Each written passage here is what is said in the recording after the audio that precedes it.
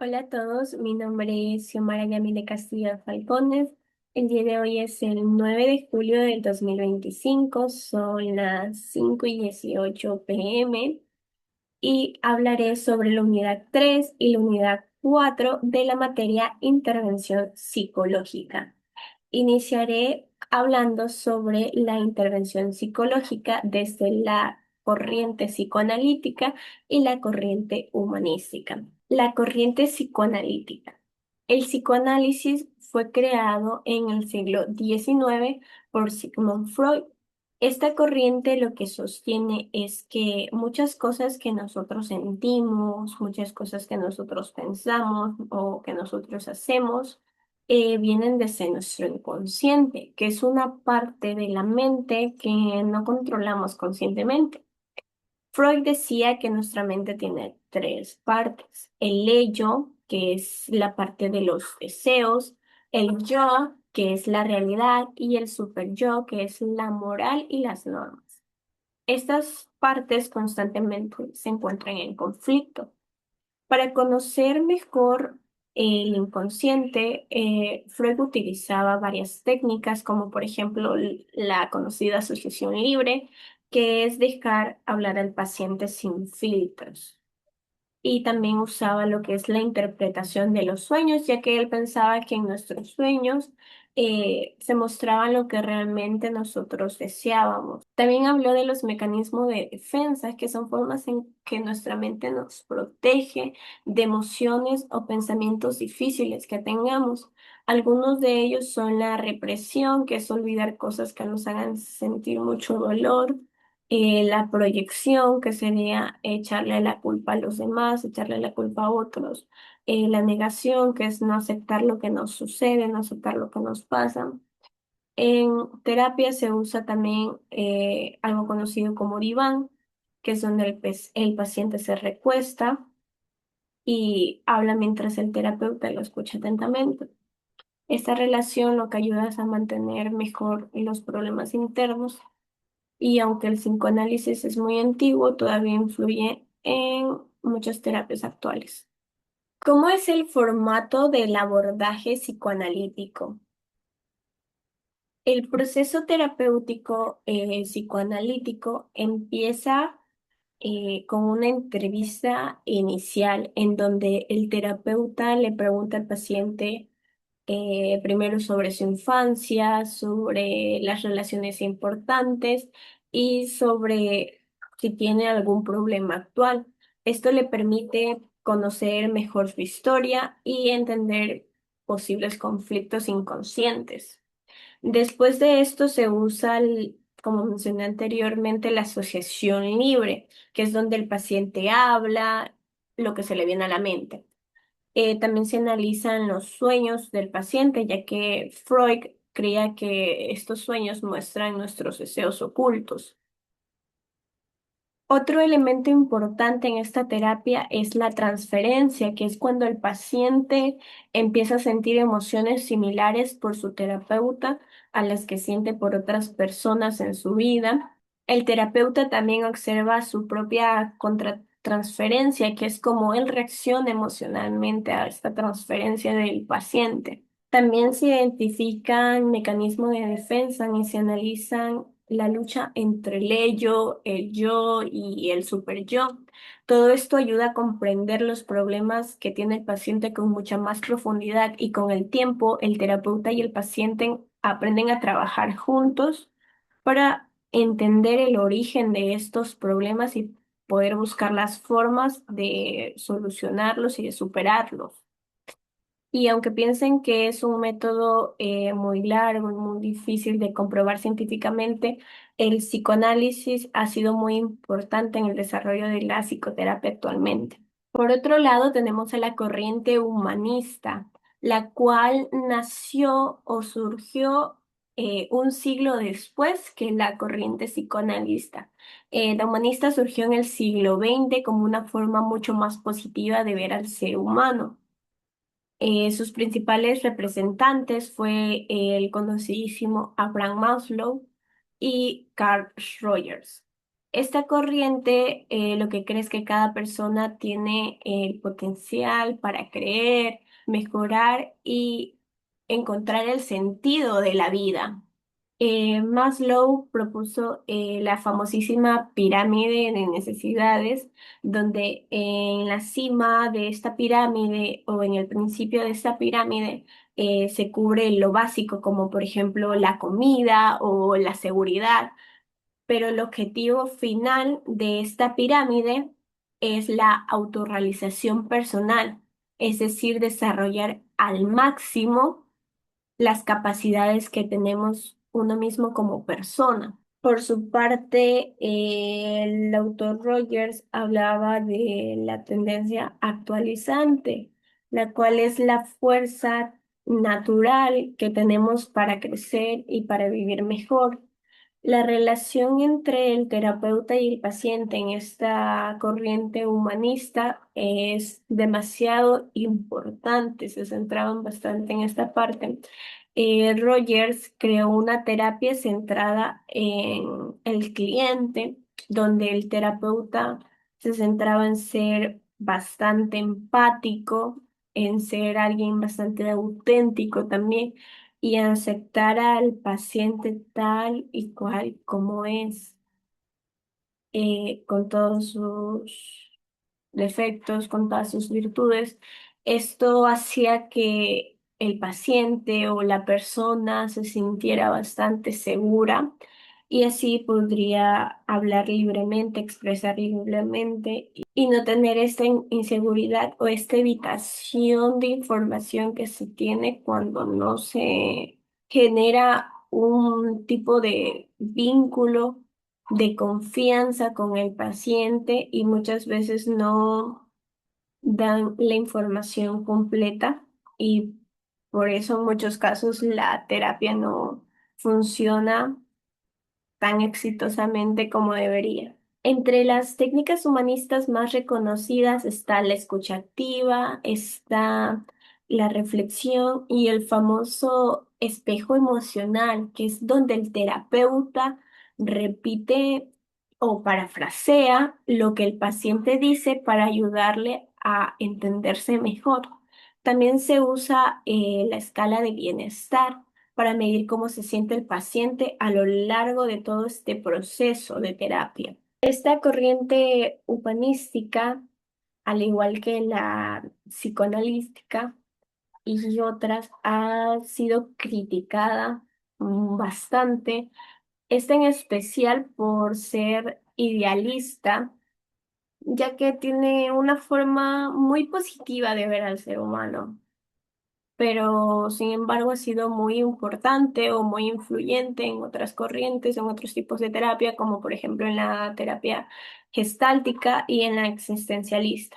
¿Cómo es el formato en el abordaje humanista? Lo principal en esta terapia es crear un ambiente de confianza, un ambiente seguro con el paciente. Lo que busca el terapeuta es crear una relación sincera, en donde se muestre principalmente empatía y se muestre comprensión. Esto permite que el paciente se sienta libre y pueda ser sincero y hablar lo que sienta y lo que piensa sin necesidad de sentirse juzgado. Este enfoque se centra en la experiencia del paciente, se usa mucho la técnica del reflejo que mencionaba antes, que es donde el terapeuta repite lo que el paciente dice con otras palabras, ayudando a que vea mejor sus emociones. En la terapia humanista, el paciente es el responsable de sus decisiones, se le anima a tomar el control de su vida y a elegir qué es lo que quiere cambiar. También para medir qué es lo que siente, se puede usar la técnica de escala, donde el paciente se pone una nota de cómo mide su bienestar emocional. En sí, el objetivo final de este tipo de terapia es que la persona logre la autorrealización, como mencionaba anteriormente de la pirámide de Maslow. Es decir, que la persona llegue a vivir de una forma plena, que tenga una vida que él considere que tenga sentido y la aproveche y que tenga un potencial. Y durante este proceso se ajustan las técnicas según las necesidades de cada paciente.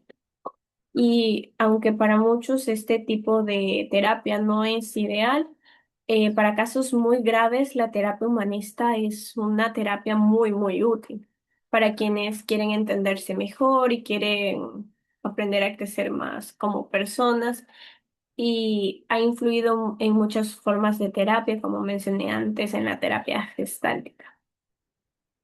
Ahora hablaremos de la intervención psicológica desde la corriente sistémica. La teoría general de los sistemas fue creada en el año de 1968. Esta teoría lo que propone es que todo está formado por sistemas, lo cual es un conjunto de partes que se relacionan entre sí. Esto primero se usó en biología, pero ahora también se aplica en psicología, pero no solo se quedó ahí, también se usa en educación, en ecología y en estudios similares.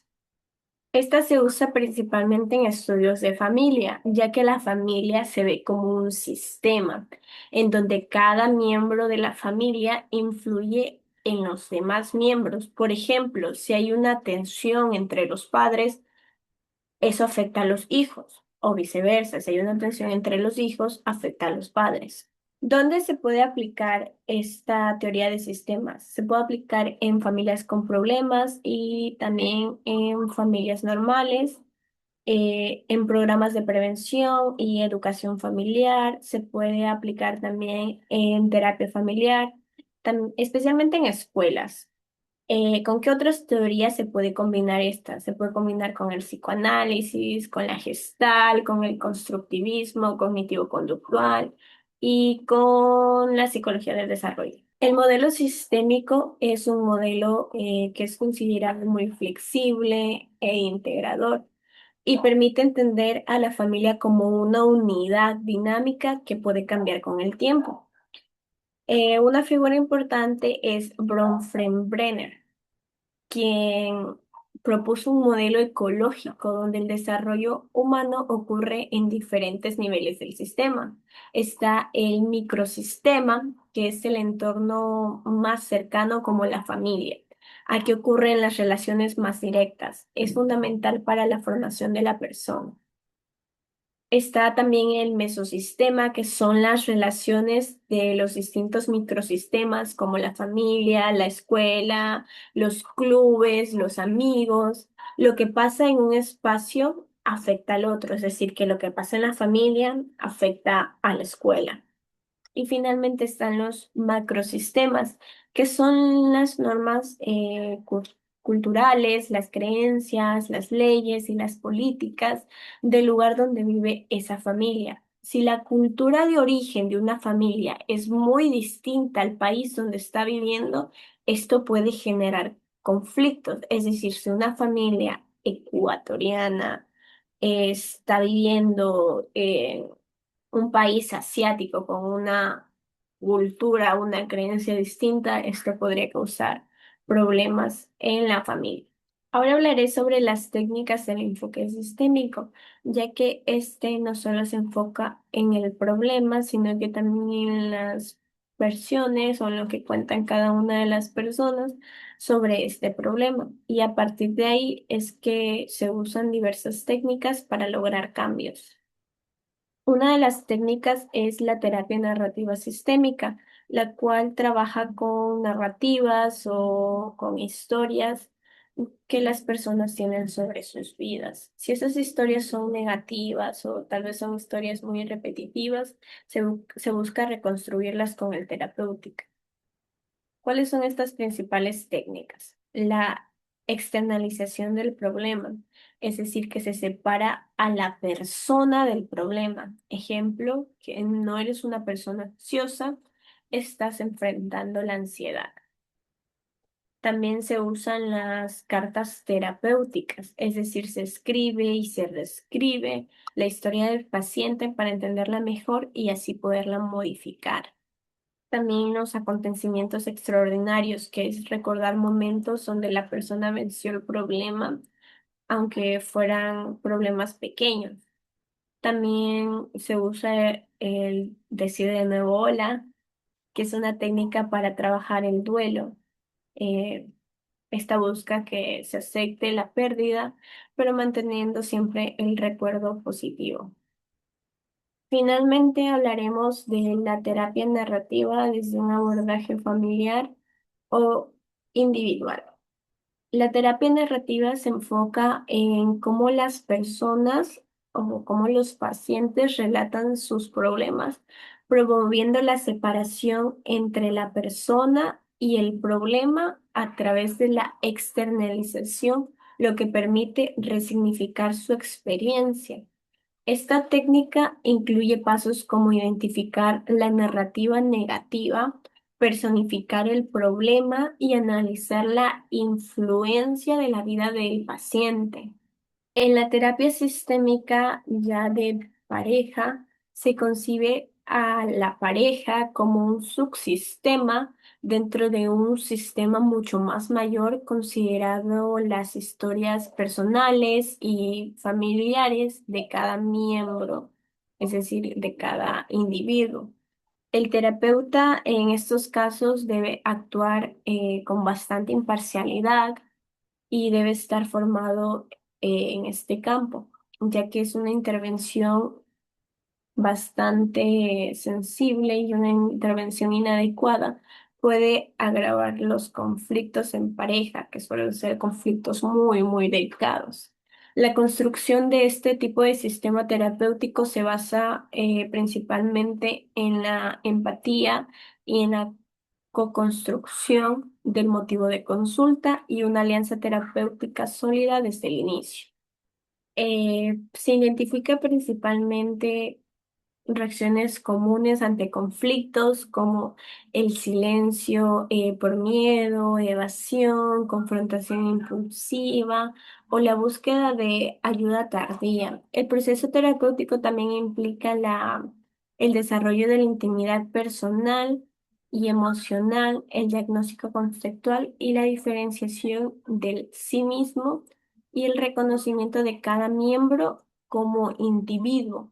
En la intervención de parejas se utilizan las técnicas como la coterapia, en donde los terapeutas trabajan con cada miembro por separado para así mantener la objetividad de la terapia. También se emplean recursos como el contrato matrimonial, que analizan las expectativas, los límites individuales e interactivos. También se usa una técnica llamada la escultura, la cual permite representar visualmente la percepción que tienen de la relación cada uno. También se usa el cambio de roles, que favorece a la empatía mutua.